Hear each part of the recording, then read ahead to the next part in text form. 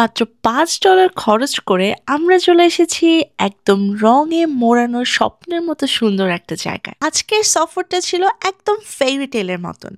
প্রকৃতির রং, ছবির মতো পরিবেশ আর ভালোবাসার মুহূর্ত সবকিছু মিলিয়ে রেইবান অর্চার্ডসে একবার না এলেই না।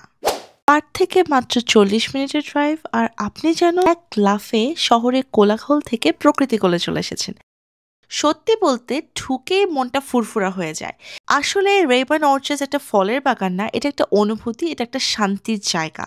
শহরের ব্যস্ততা থেকে পালিয়ে যদি একটি দিন শুধু প্রকৃতির মাঝে কাটাতে চান, তাহলে এই জায়গাটা আপনার তালিকায় থাকা চাই। এইরকম জায়গা আমাদেরকে মনে করিয়ে দেয় কেন আমরা ভ্লগ বানানো শুরু করেছিলাম। আসলে শুরুটা ছিল এরকম ছোট ছোট মিষ্টি মোমেন্ট মনে রাখার জন্য। রেইবান অর্চার্ডস ফটোগ্রাফির স্বর্গরাজ্য। চাইলে আপনি ওদের ফেসবুক পেজ থেকে এখানে একটা ফটোশ্যুট বুক করে আসতে পারবেন। আবার আপনি চাইলে এখানে পিকনিকও করতে পারেন, তবে পিকনিকের জন্য কিন্তু বুক করা লাগবে না। আর এই জায়গাটার সবচেয়ে বড় সৌন্দর্য হলো এখানে প্রত্যেকটা সিজনে আলাদা আলাদা রূপ নেয়। আজকে আমরা এসেছি পার্সিমনের সিজনে। গাছ ভরা কমলা কমলা ফল আর পাতা ঝরার অসাধারণ পরিবেশ একেবারে মন ভরিয়ে দিচ্ছিল।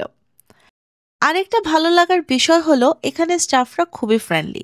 তারা আপনাকে ঠিকঠাক মতো গাইড করবে, কোন গাছে কি ফল আছে, কখন তুললে বেশি টেস্টি হবে সবকিছু বলে দিবে।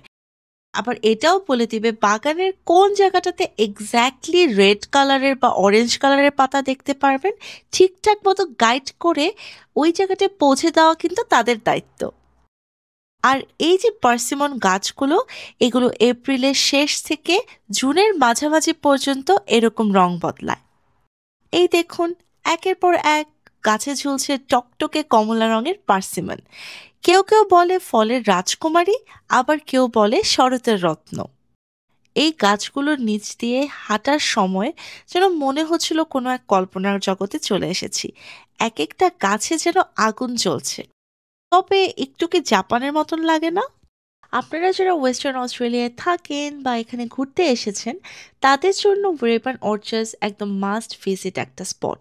শুধু ফল খেতে আসার জন্য না, বাট ফল পিকিংয়ের জন্য না, নিজের মনটা ভালো করার জন্য।